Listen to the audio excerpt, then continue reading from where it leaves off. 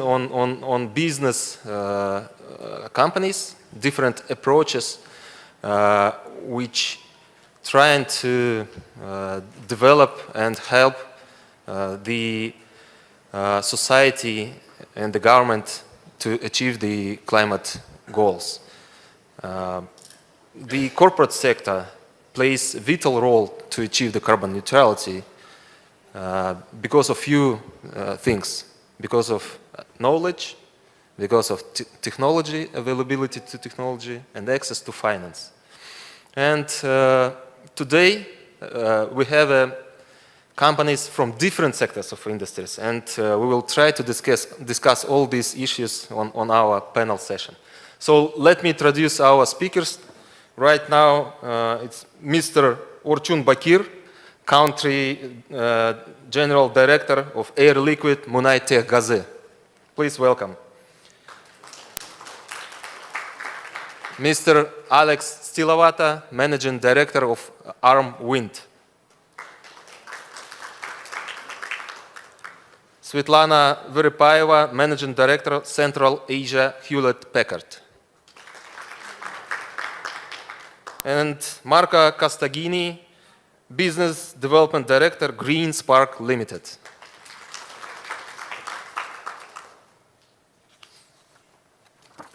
And let us move to our discussion part.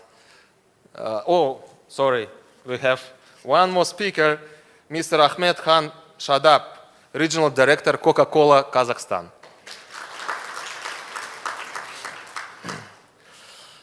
Well, a few days ago, we successfully held a Decarbonization Day organized by CCFIK, Kazakhstan France Chamber of Commerce, where we discussed different approaches of French companies.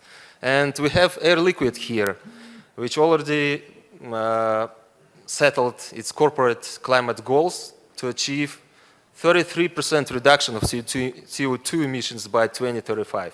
I think it's a pretty ambitious target. And Mr.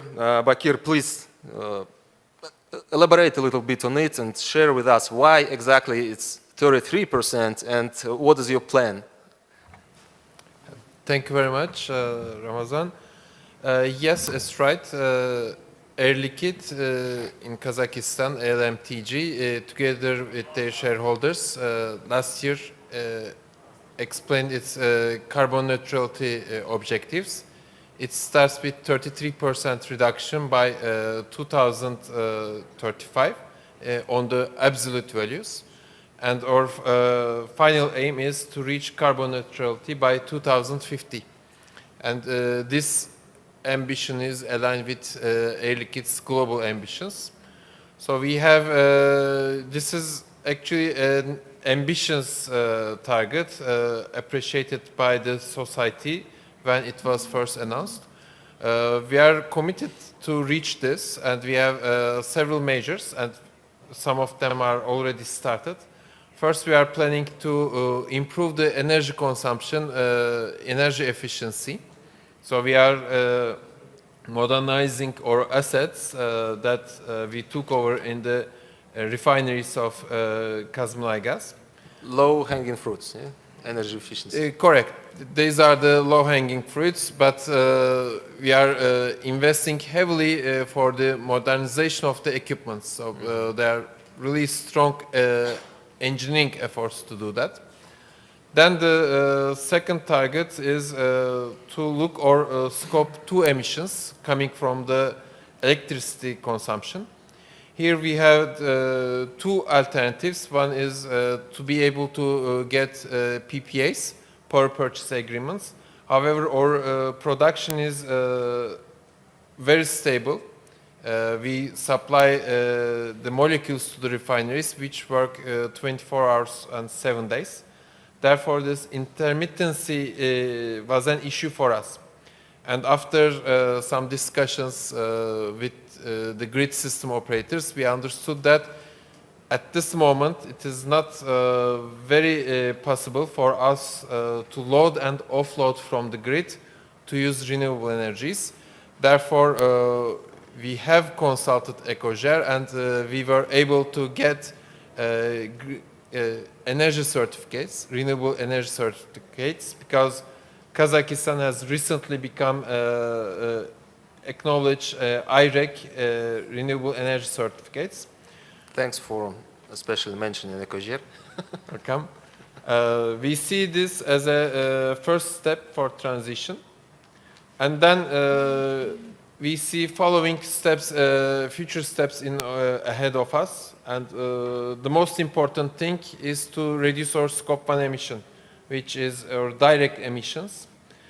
Our ambition, together with our partner Kazmuaygaz, is to identify this carbon sequestration options and apply them immediately when it becomes available in the regions that we invest. And finally, after doing all these things, we believe there will be still some residual emissions by 2050, and the final step would be to neutralize those emissions by carbon credits. Perfect. Sounds like a good plan. And as far as I know, Air Liquid is pretty successful with the different CCS projects globally. And what do you think? Is it possible to launch CCS project in Kazakhstan in general? And what are the main challenges? Okay. At the high level, just your ideas. Okay. For Kazakhstan, first of all, there are opportunities and there are things to be accomplished. You are right. In many geographies, Air Liquide is actively developing CCUS solutions, and it needs particular things to be aligned to make it happen. First of all, I can give you some examples. We are in Porthos project in Europe, and also in Antwerp, we are in Cairo at Sea project. There we are decarbonizing our own emissions and also BASF's emissions. In France, in Dunkirk region, we are also contributing to the reducing the refineries emissions. In all these regions, I can say that first, political support is there.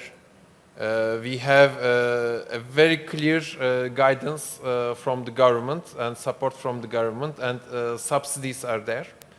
The second important thing is the community supports us, and there's a public interest to reduce the carbon emissions.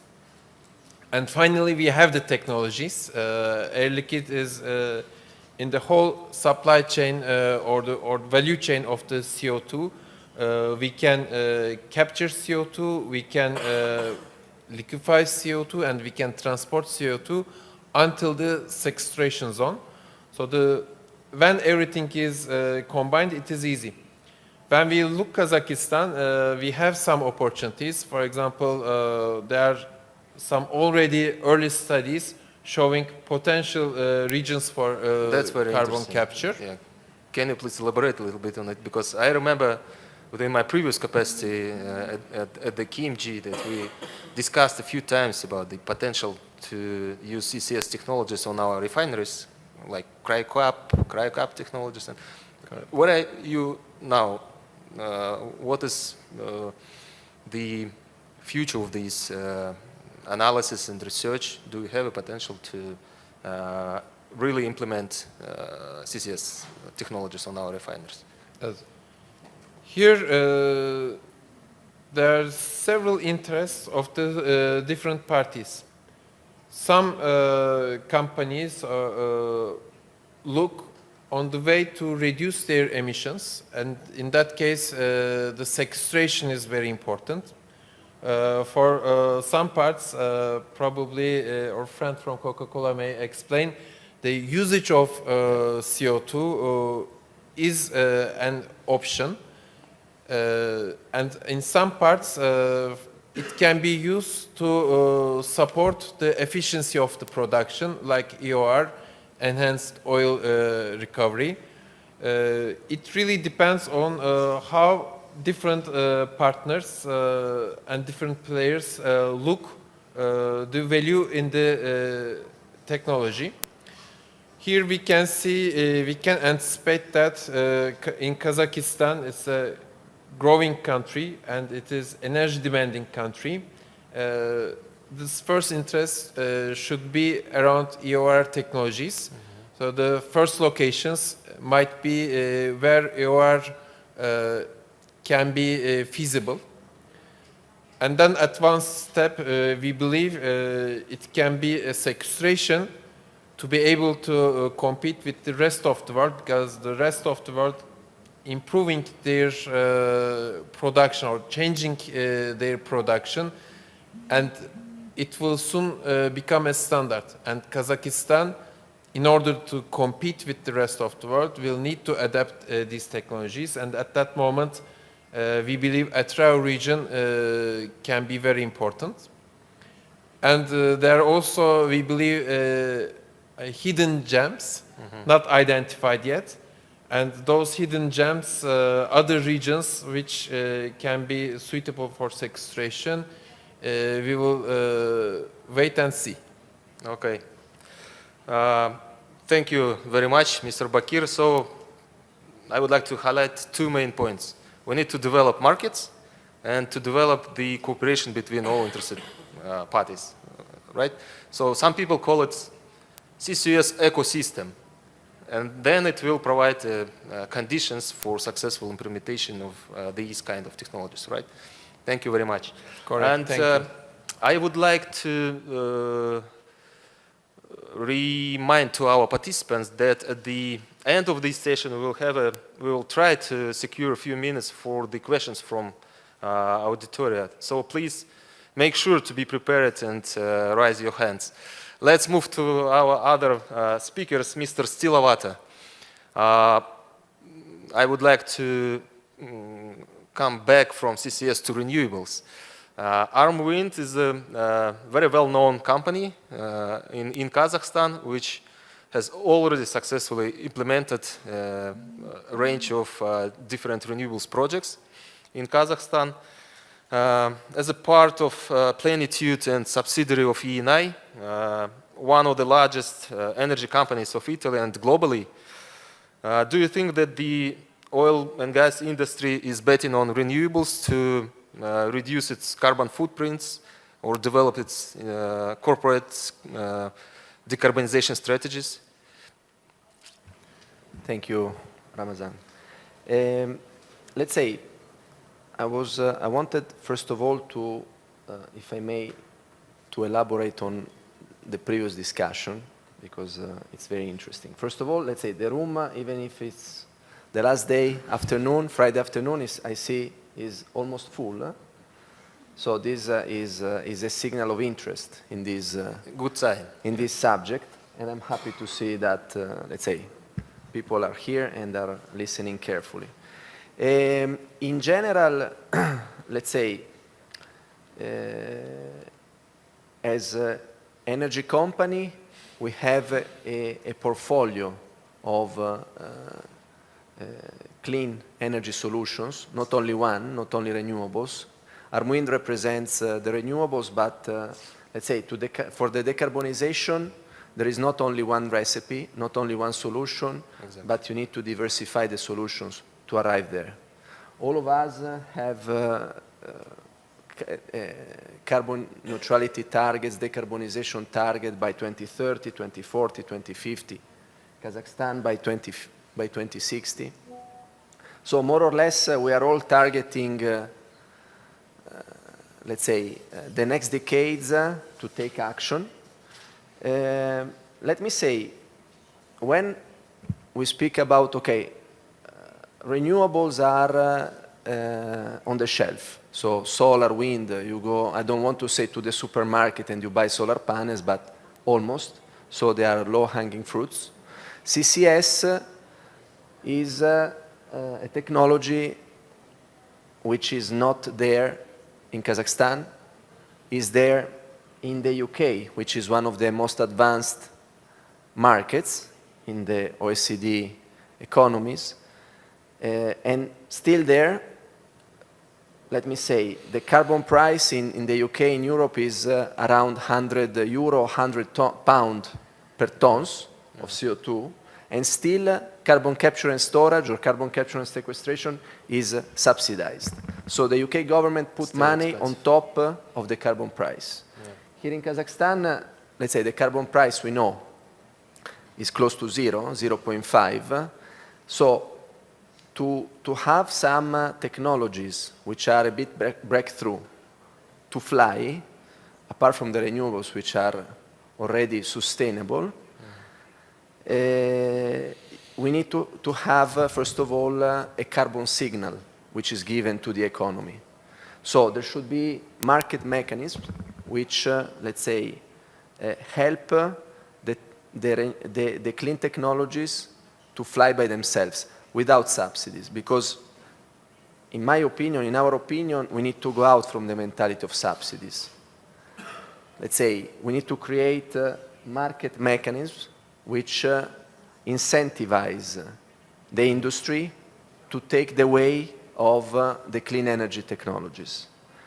The other effort which needs to be done is by the authorities, by the government, to create the legal environment, the legal framework, which enable these clean technologies to develop. Because today, for the renewables, we have a legislation which is quite mature. In this country, you know very well, we started 2013, 15, 17, feed-in tariff, auctions, and still, let's say... 2009, actually. Yes. Then 13, 15, Exactly. auctions in 2018. But we can You're say right. that the renewable legislation today is at what? 80, 85% maturity. Yeah. Still a way to go, but okay. For carbon capture and storage, if you ask us or him where to go, he doesn't know at what door to knock. Maybe Ministry of Industry, Ministry of Energy, both. So, let's say, there should be a private and public collaboration. Then, let's say, for what concerns Armuin Plenitude ENI, you know what we do. You can go on our websites. We publicize a lot, so no need to say our corporate targets or what we did here in country. Let me say that we should join, let's say, the vision together with the concrete projects. So we need to put on the ground concrete projects, because there is nothing better than realize projects which make us closer to the dreams. So with Armuind, we started to do projects in 2017, basically. And it's not an easy life, because when you deal with iron, when you deal with small offices, etc., it's a day-by-day job, not nice like this room. But you learn a lot, because project by project, you become stronger, your shoulders become wider, and so, let's say, at the end, you can, let's say, realize the vision or the targets of decarbonization.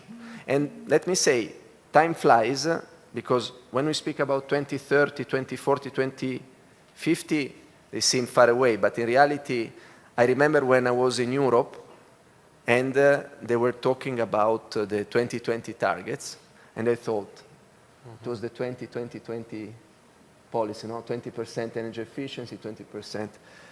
And I saw, oh, it's very far away. We are in 2023, so yeah.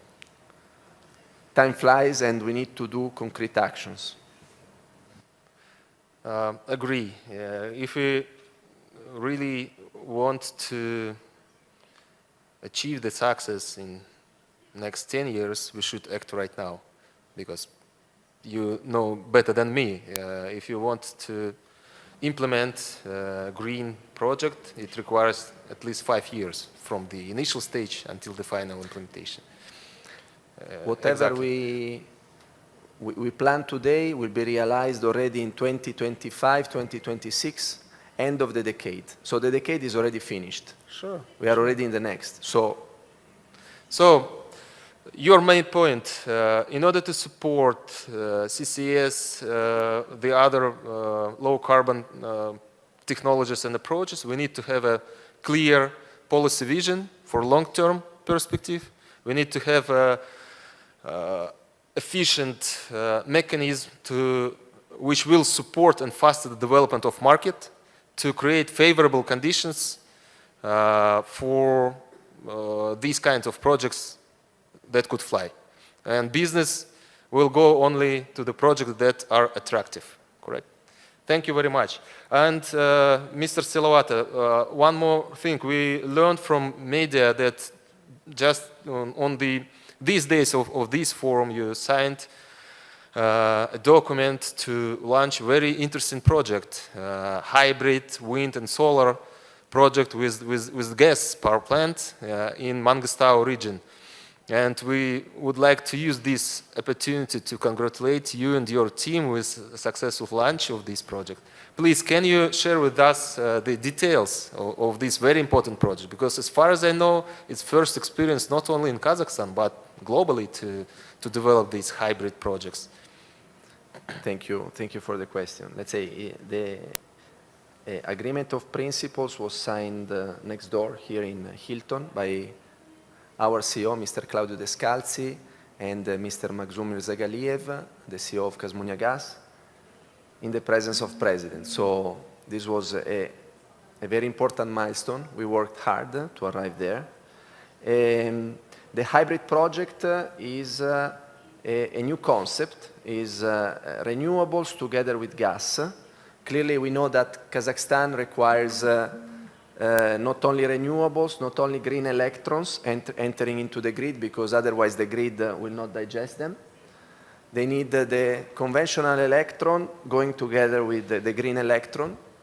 So this project is on this path and is basically 130 megawatt, let's say 50 megawatt solar, 80 megawatt wind, balanced, maneuvered by 120 megawatt gas power plant in Mangistau region, Zhanaozen, so is a key strategic region.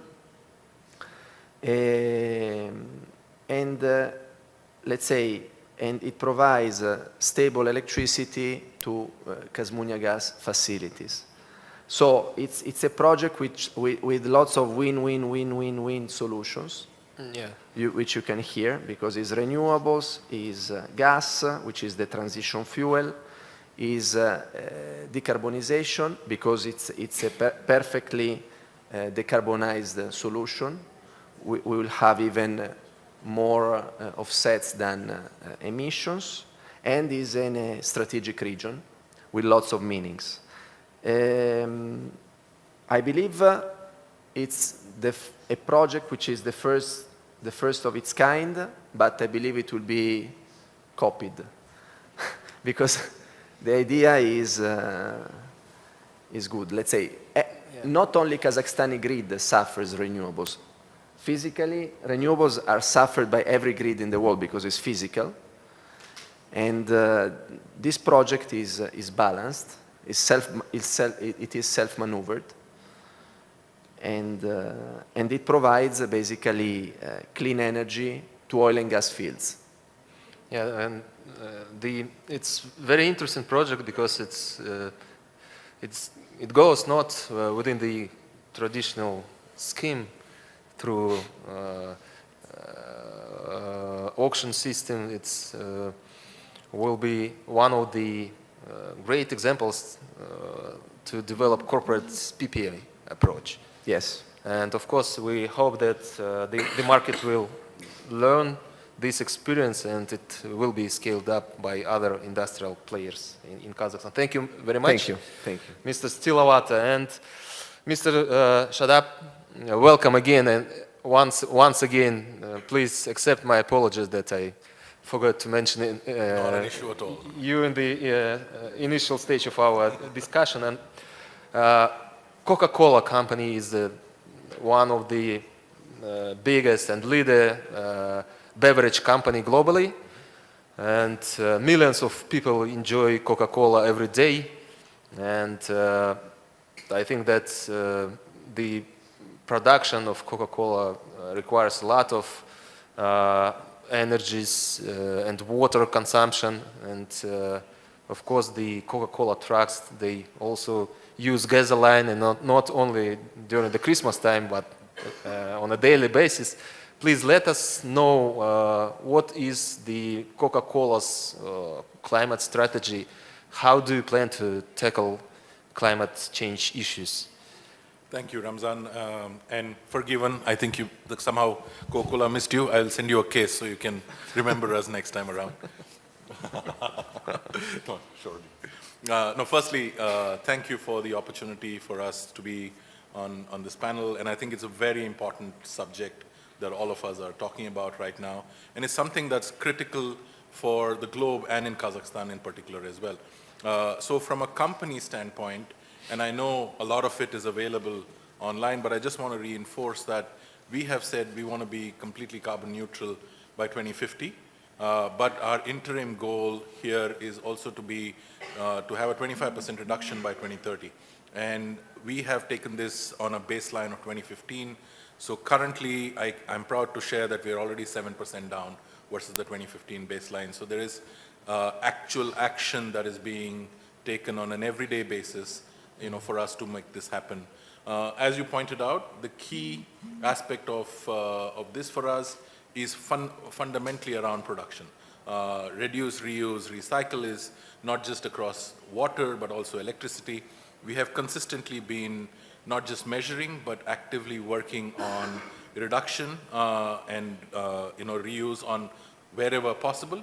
As a company, globally, we had made a statement of being water neutral on the product that is directly used in the manufacturing, and proud to share that we reached that milestone back in 2015.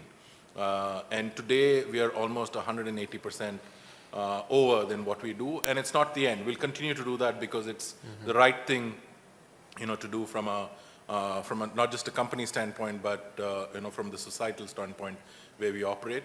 Even on energy, it's one of the key big areas. It is challenging.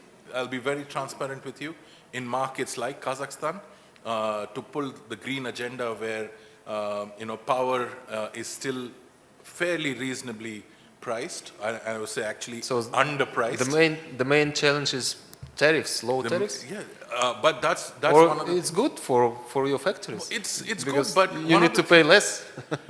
But yes, we need to pay relatively less than, say, European partners that we have. But that also makes it that much more important for an organization like ours to become the benchmark, right? So therefore, one of the things that we are constantly working on is how do we do that consistently. So one of the fundamental pieces is around operations and manufacturing, and that's something that we're continuously working on. Our local targets are to be fully carbon neutral by end of the decade, which is an extremely stretched target given what you just pointed out, right? Especially from a pricing standpoint. The other big area is logistics. We run probably arguably the largest trucking system in the world. And one of the big things that we are proud of is we are consistently making a change to either gas or alternative options like electric where possible. Yeah. What about the fuel cells trucks or EV trucks? EV trucks is something that we're already working on. And not just us, by the way, it is also an industry piece. Our largest competitor is also in the same space there. So they're also doing this at a fairly aggressive pace because it's all hands on deck approach that really needs to be done. It can't be solved by one company or one entity. It is what we call the magic happens when there is the golden triangle that comes together. It's the government, it's the civil society, and the corporations. All of the three working, in conjunction is what will really make a big difference in a lot of this. The other is refrigeration, right?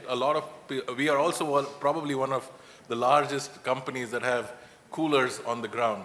And one big piece has been making them HFC free. Today, I'm proud to share that 42% of our coolers in Kazakhstan are HFC free. And that's something that, again, we are committed to making all of them HFC free in the next 3 years. It requires significant investment, but the intent is, again, become the thought leader on this one and demonstrate to the rest of the industry that these are things that are possible. And the final piece on this is awareness, right? One of the key pieces, as one of the largest, as Coca-Cola, we are amongst the top 10 global employers in the world in terms of purely number of people that we touch. And one of the key beliefs that we have as a system is we can create the ripple effect. So one of the big pieces we are doing in Kazakhstan as well as globally is bringing in and educating our larger system, our distribution systems, our sales systems, and our last mile systems on the importance of climate change, and working with our distributors, subsidizing in some cases in many parts of the world on what is required to make them go green as well. So that's something that we are working on. Our targets remain fairly stretched, but that's something that we believe gives us the impetus to get up early, get up every day and run after what we need to be doing, which is right for the world to do. Perfect. It's great to hear that Coca-Cola pays very careful attention to not only to new technologies, but also to the awareness rising and cooperation with distributors and other partners. And do you have any pilot projects or real green projects in Kazakhstan already implemented? Yes. Because I remember that when I was in UNDP team, we had a few joint projects with Coca-Cola, which were focused on sustainable management, water management. And it was a great, very nice experience and signal to the market how the international organizations could cooperate with corporate sector. Do you have something like that, but in green field, in low carbon development field in Kazakhstan? Absolutely. One is obviously water, right? Meaning carbon neutrality is things that touches pretty much every part of the business, right? It's not standalone. So we need to be working on our packaging, we need to be working on our operations, and specifically water, electricity, everything that touches our business is something that we believe needs to be making a positive difference in the environment that we operate in. So you highlighted the water work that we've done. We've invested since 2019 almost $1.5 million on renewable and recycling projects that help drive this. The key piece, coming back to the green question, simple thing that we've done is, especially in winter in both Astana and Almaty plants, we use the heating system to blow our bottles. So we don't lose the heating system and the power that the heating system has. So we use that, this bottle that you see, sorry, it is this much. It needs to be blown open, right? So we use the heat effect to do that, to blow that. CO2 capture. Again, in our gas turbines and our gas burners, we use CO2 capture so that it's reused in the manufacturing process and used back in the product. And not just that, while we are on the path to this, we have almost 6 plants in the in Europe that are today completely carbon neutral across Belgium, England, Germany. So those are our benchmark projects. So we are now cross-learning and trying to understand what did they do, what are they doing that have managed for them to become zero. So that's something that we are learning from on an everyday basis and putting it into projects that we are doing here as well, so that everywhere in the world, one of the things that we say is whether it's the Queen of England or it's the beggar on the street in Somalia has the same Coca-Cola. Mm-hmm. But we also need to ensure that it's the same standards that we are operating, whether we are operating out of London or we are operating out of Astana. So that's the fundamental to this, and that's what we are looking to aim as we move forward. Perfect, thank you very much. We just learned from Air Liquid that Mr. Orchun just mentioned that they were trying to develop carbon capturing on one of the refineries in Kazakhstan, but one of the main issues to find a good consumer, a business which could use the captured CO2 in huge Air Liquide is amounts. one of our largest suppliers globally, so we work Are you, very are you closely. ready as a Coca-Cola to buy a CO2 captured from refineries from Air Liquide? We do. I actually work with Air Liquide. I don't specifically know if we buy from the refinery space here, but we know that Air Liquide is one of our largest suppliers globally. I can say you that no. Maybe in the future, after this session, we can have some, agreement between two companies. Not in Kazakhstan, but in rest of the world, yes. The answer is yes. It's Let's use this successful international experience and bring it to our country. Huh? Absolutely. Thank you. I have a lot of questions, and I think I will come back to you, Shabat, later. Let's move to our other speakers. And we have a Hewlett-Packard company. Thanks, Svetlana, for joining us today. HP is the technology company, and today I learned from your official website that HP believes that its efforts in climate action, human rights, and digital equity prove that it's doing everything in their power to make the world a better place. Please tell us, how do you change the world? You just stop me when the time is over because I can talk for ages about HP company and its efforts. But to start with, I'd like to say that I'm very glad and proud to be here today with my colleagues discussing such an important topic. And I am really delighted to share the experience of HP company in this regard. So maybe I need to know that the first sustainability strategy and report was published by HP 20 years ago. So HP perceives the sustainability as one of its core business principles. And it's very important for us, it's vital for us, because actually from the date of foundation 80 years ago, we at HP believe that by providing technologies to people, we are making our life better, and we are providing closer cooperation between the business and the customers and the people. So in terms of sustainability in general, we see it in three pillars at HP. So the key pillars are planet, people, and community.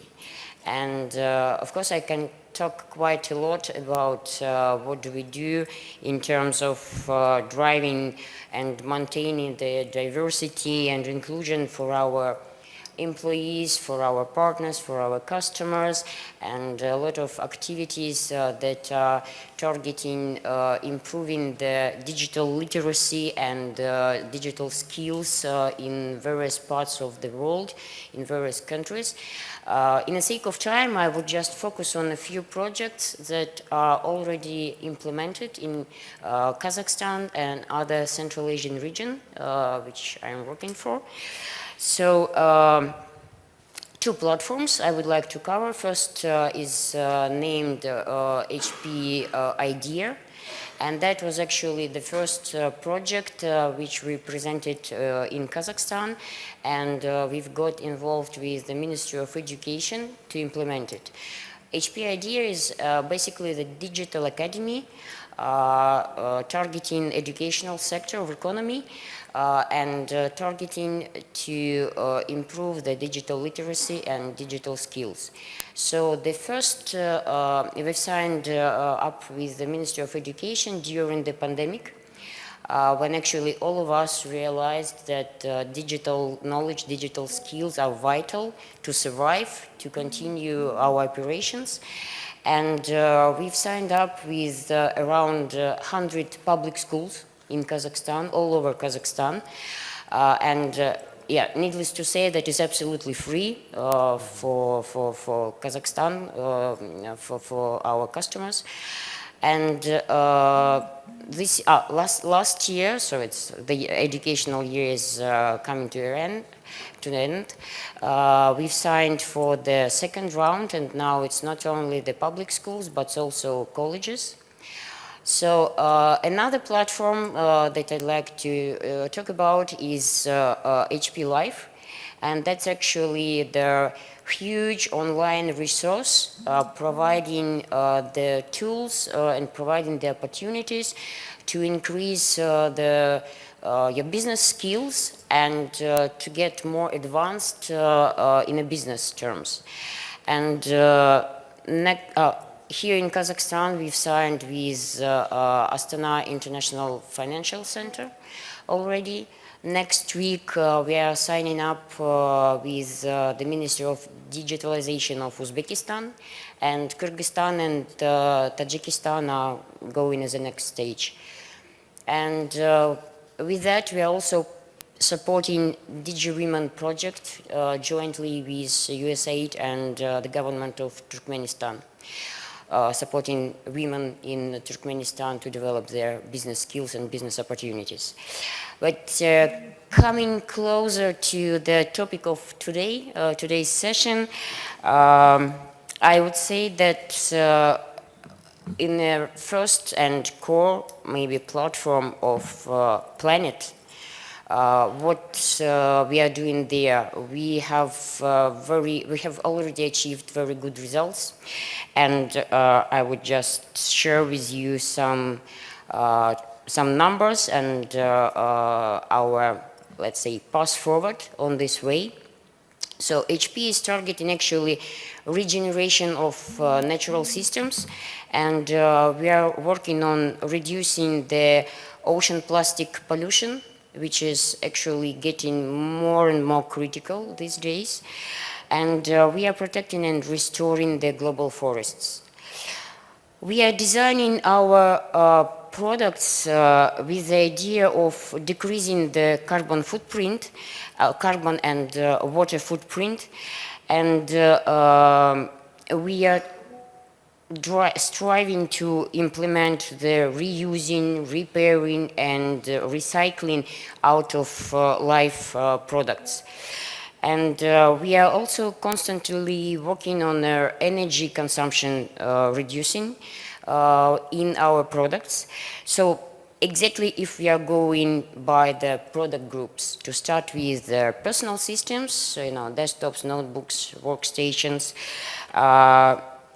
we are now already at 15% of the total personal system products that contain their parts made from ocean-bound plastic. Close to 1,000 tons of hard-to-recycle plastic foam were eliminated because we switched to shipping our products in molded fiber packaging. Over 90% of our products are certified with Energy Star certificates, which is, by the way, more than any other IT manufacturer in the world. And we achieved already 50% of energy consumption reduction in our PC products. If we go to printing systems and solutions, 200,000 acres of forests in China and Brazil were preserved and conserved through our HP Sustainable Forests program.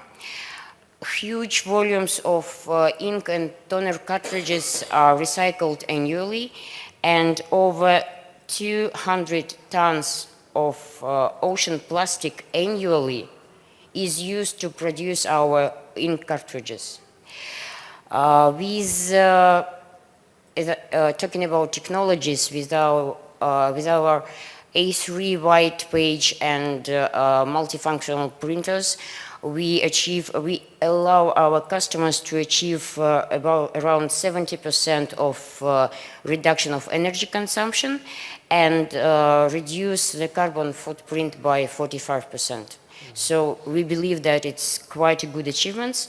And the target for us, at least in our managed print services program, is to achieve carbon neutrality actually very soon in 2025. Meaning that HP would offset any carbon footprint starting from production, transportation, packaging, and usage of our managed print services. And just to mention, I already mentioned cartridges, and now on the laser side of the house, we allow our customers to use by 21% less energy using our EcoSmart toner. So to summarize, I would say that HP is one of the most advanced IT companies in terms of driving the sustainability, which is also proven by numerous recognitions and rewards that we are getting. And just to mention that by the results of the last year, we've got over 150 rewards of independent agencies just in various areas of sustainability program. Perfect. Thank you, Svetlana. Very great initiatives. And as a member of technology world, can you please let us know your opinion or how could you rate the greenest greenness of Kazakhstan's IT sector or its readiness to support green projects? How green is it? Okay, I'll try to be honest. Yeah, thank you, Ramazan. Very good question, but that's what we expect from you. Honest answer. Okay, it's rather complex, actually, question, and I would say that we are on our way, definitely. So there is quite a positive progress, echoing the global trend in this direction. But however, there's still a way to go, And one of the paradoxes of Kazakhstan IT industry, as we briefly discussed with you before the session, is that in certain areas, in certain directions, we are very advanced, we are very developed, and we are, I would say, at least first in the Central Asia or let's say CIS region. Like e-government or Kaspi? E-government, Kaspi, e-services as such, having traveled a lot within our region and abroad, I can compare, and I'm really proud saying that Kazakhstan is very advanced in many areas. But, there's always a but, in certain areas we are still very, very far behind more developed countries, I would say. And again, being on a lot of sessions these 2 days, I've really heard a lot of interesting statements, and there was one made by the speakers on the Global Order session, that one of the key issues of today, development in any areas, I would say, be it politics, economy, whatsoever, is short-termness of our mindset. And we need to switch our mind as users, as a people, as a society, from short-term to the long-term. And the gaps which I see in IT industry, I mean, I would give you one example. I believe it's very obvious for all of us. So, for instance, laser printer. Kazakhstan is one of the countries with the lowest connect rate between original cartridges and printers. So, and that's not only for HP, that's for any printer manufacturer.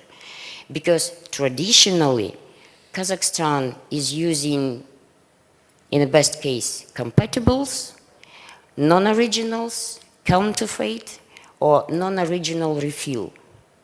And it's a huge issue because, again, that's a short-term mindset. It's cheaper today to refill the printer. But if you calculate the costs of it, I mean, I'm not talking about the printer life cycle, because with non-original toner, it would go out of life quite soon. We have poor printout document quality. We have very huge damage to your health and to ecosystem in general, because this toner is actually, it's in the air, it stays in the air, does not go to the paper. So if you calculate all of this, the cost of original printer is a peanuts actually. So that's you know, that's the task for all of us. And in my honest opinion, any progress in the way to low carbon economy, to green economy, is in collective efforts of the government, of the business, which my colleague said already, and the people and the society, community. So I see a lot of constructive efforts from the side of our government. As representatives of international, multinational businesses, we are here and we are dedicated and we are involved and we are confirming our readiness to be there to support this progress. So the point is to switch mindset. Okay. Sorry if I was nasty. Sorry, guys. That's okay. Thank you, Svetlana, for very informative answer.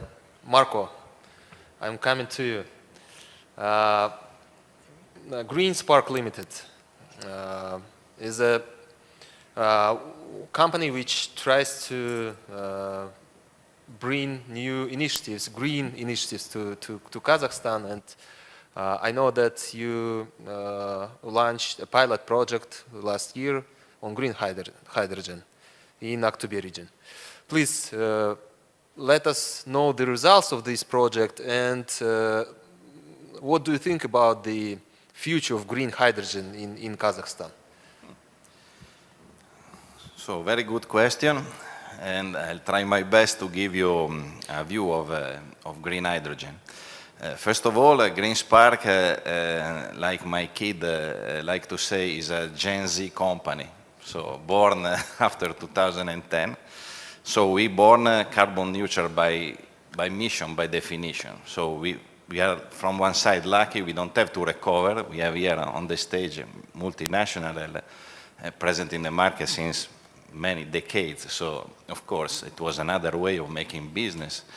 And now sustainability is a must for all of us. So we created our company already carbon neutral. So we established in Kazakhstan because there is a lot to do in Kazakhstan. And there is a need of technology. And we believe that we can contribute to that. So that's why we established ourselves in the vicinity of one of the major oil fields of Kazakhstan. And we propose to everyone, with example, I believe in management by example, a carbon neutral company that works like the other, providing services, equipment, goods, engineered goods, but without emitting carbon. So you said that Green Spark Limited is already carbon neutral company? Of course. Wow. So we are young, so we can cannot announce that there is a company in Kazakhstan which is already carbon neutral, right? And to be very frank, we disconnected from the grid already 1.5 years ago. We are self-sufficient in summer with solar power, of course. In winter, we help ourselves with cogeneration. And in September 24, 2022, we brought Kazakhstan in the green energy economy, let's say, with the first molecule of green hydrogen. So what can do green hydrogen for decarbonization? Of course, is the last of a long series of measures that can be already taken by our actual industrial system. And there is a lot of effort. We saw the first two interventions today, how difficult it is to decarbonize the current industry, in particular the oil and gas industry. It's very difficult because the process itself is not so simple like sometimes we think. And this, we would like to help also in this, of course. So we would like to participate to make a better economy, let's say sustainable economy today with what we have, and to contribute to look forward to do not have any more this problem. So this is the green hydrogen approach. Few days ago, thinking about how better represent this situation, I was thinking about the energy consumption globally in the world. So in 1960, it was 20,000 terawatt hours. Last year was 160,000 terawatt hours. So we are talking about exponential increase. It's coming with population, it's coming with economy, it's coming out with lifestyle. Today we use so many electrical tools every day. 50 years ago, a washing machine was a luxury. So the lifestyle demand a lot of power, and we have to do it in a sustainable way. So sometimes I hear this debate, green energy against oil and gas. Absolutely disagree with this. This is a misleading statement. We need oil and gas. We cannot live without it. We need to decarbonize it as much as we can, and we have a good representation on this stage. And we need for future to add the power that we need for our growth, global growth, as much as sustainable as possible. So green hydrogen can be a player with that. And this is already, in Kazakhstan is new, like we said, but in Europe, in US, in Far East, is already a big push for that.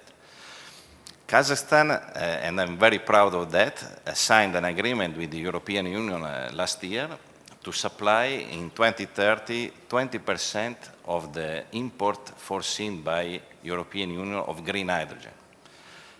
It is an unbelievable target. It is very tough to reach it and requires Kazakhstan to really put a lot of effort in this. So as a small company, what we can do? We bring a technology.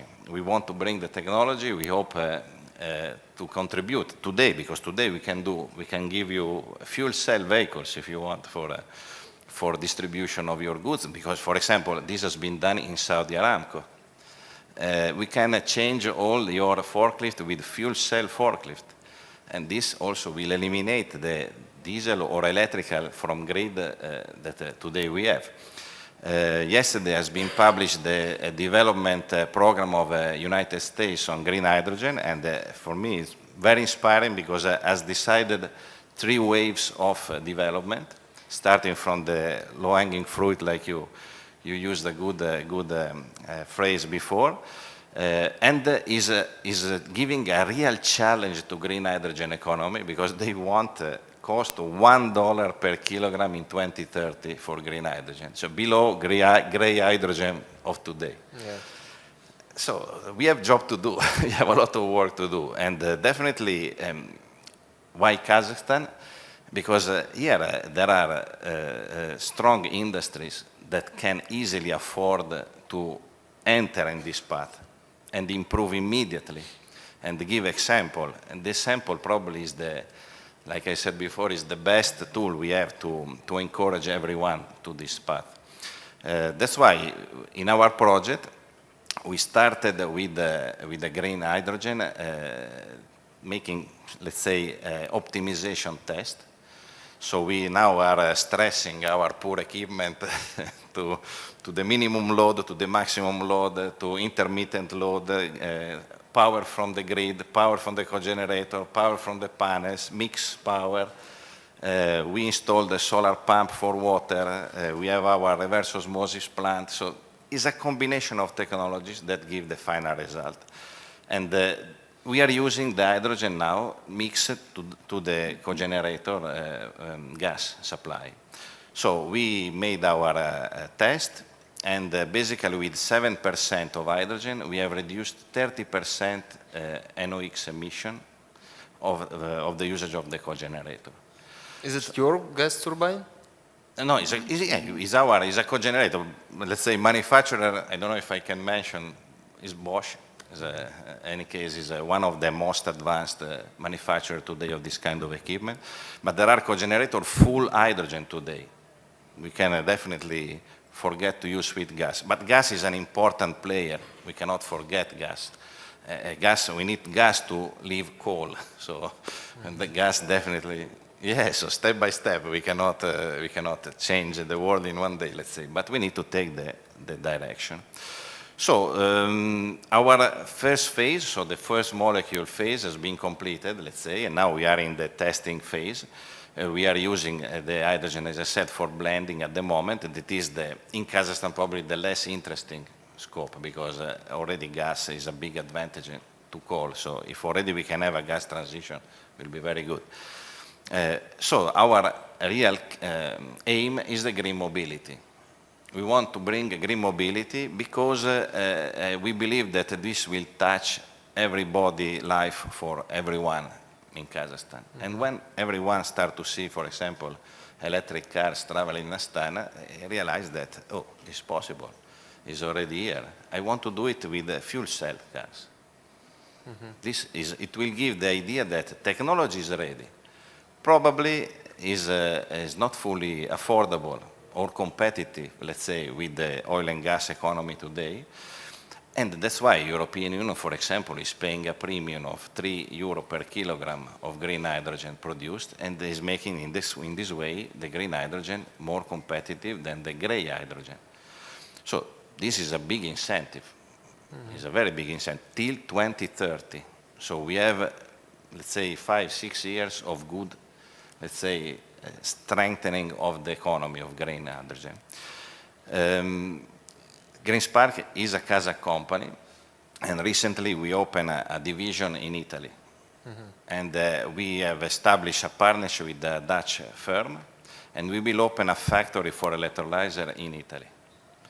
So we will, let's say, be technological involved in this green hydrogen as a manufacturer. We have agreement with the research center, National Italian Research Center, INEA. Now translation take too long, let's say, but is the most important research center in Italy. So there we will study the scale up of the technology, because now we are still at a small level. So to reach a level of production that can, let's say, touch these big numbers I was mentioning before about energy, we need to scale up. So if there is a demand on our local market, you would be able to scaling up your production of green hydrogen? Yeah, Kazakhstan has a very good advantage. There is a lot of land, so we can install a lot of renewables to make. What is the price of production of green hydrogen, 1 kilogram?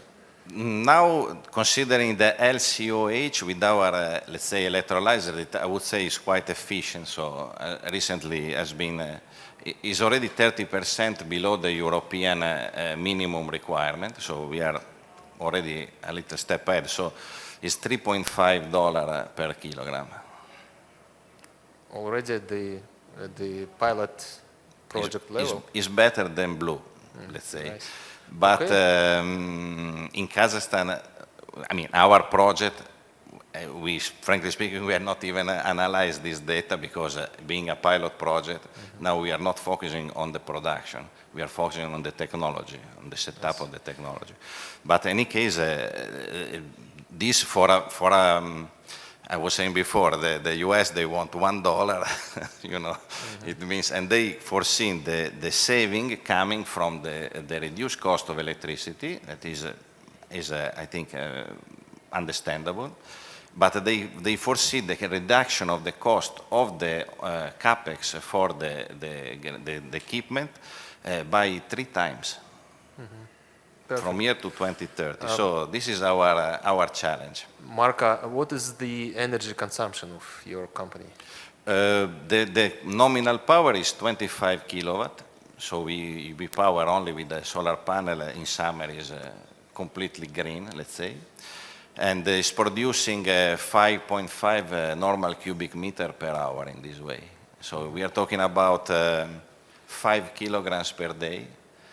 And just to give you a more measurable, 1 kilogram of hydrogen with a sedan car equivalent to a Corolla, Toyota, something like that, you can do 100 kilometers. So Perfect. we can power, let's say, 3 cars that with 150 kilometers per day traveling. I see. Thank you, Marco. I think it's time for a Q&A session with our participants. And I think that one of the possible outcomes of our discussion today could be kind of a new business model, like as we discussed, Mr. Bakir will capture CO2, Mr. Ahmad will buy it for Coca-Cola production, Alex will construct renewable power plants, HP will use it for sustainable printing materials, and Marco will produce green hydrogen for Coca-Cola fuel cell trucks. Does it work? Perfect, thank you. Dear colleagues, we can move to the Q&A session, and if we have questions to our esteemed speakers, please raise your hand, identify yourself, and ask a question. Уважаемые коллеги, сейчас есть... Dear colleagues, you have a great opportunity to ask a question, and we have already a question. Can you pass the microphone, please? Thank you so much. Dear panelists, I would like to ask a question from Alex. The power plant, the hybrid power plant that is going to be launched in Janaozen, well, it's clear that affiliation with an oil sector, there is a gas, and that's why you have this project there. There are maneuvering capacity. However, as Kazakhstan has diverse mineral resources, including in the center of Kazakhstan, there are coal beds with methane, which could also be used for flexible capacity. Do you consider any ENI or some other partners of yours building similar power plants in other parts of Kazakhstan using methane?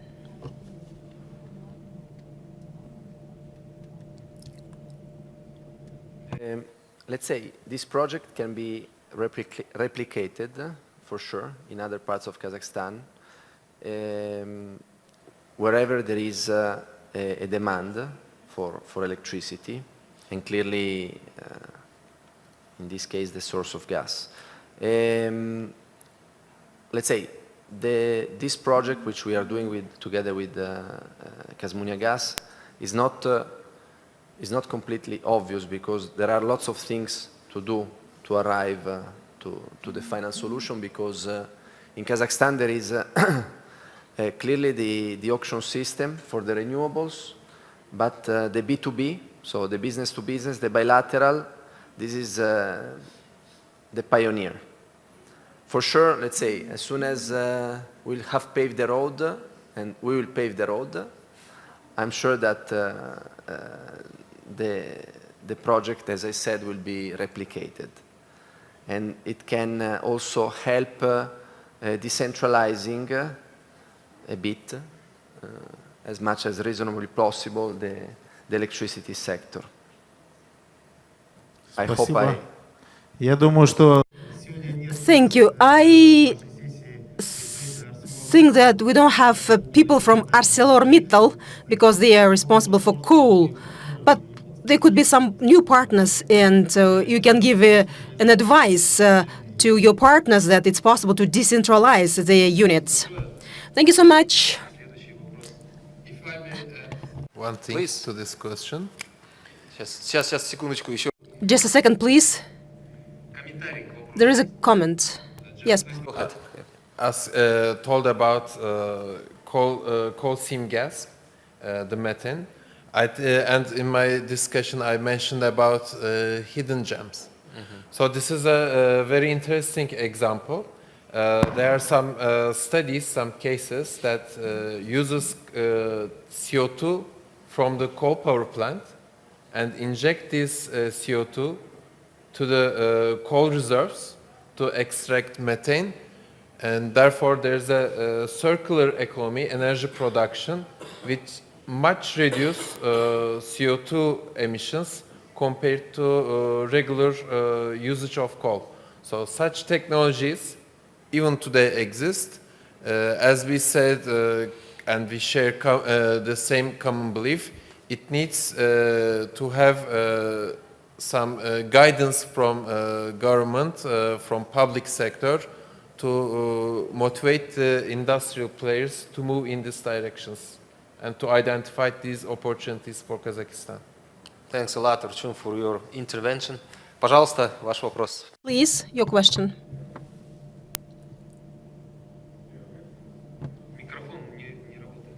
It's off.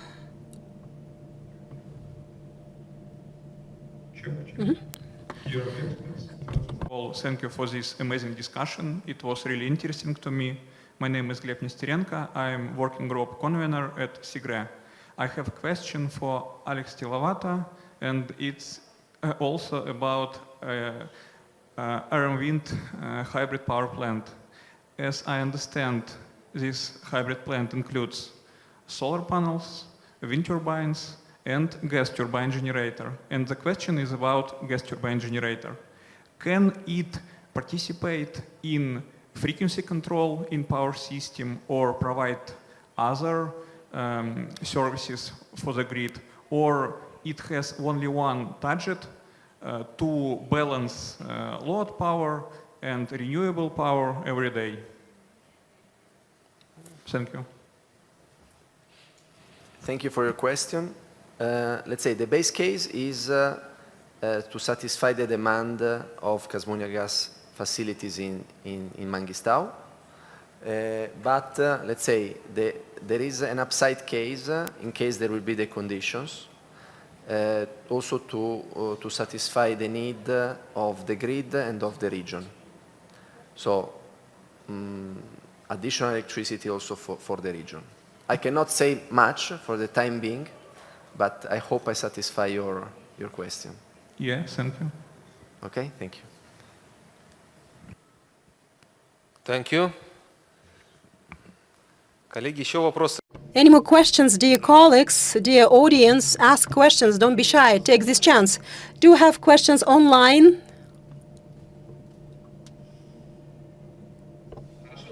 Okay then, if we don't have any more questions, once again, with your permission, I would like to thank our presenters, our panelists for their very good contribution and delegates who stayed to the end, though it's the end of the day of the Astana International Forum. Again, I hope that we achieved the target of our discussion. It was very informative and useful. Thank you once again, and hope to see you again soon. Thank you.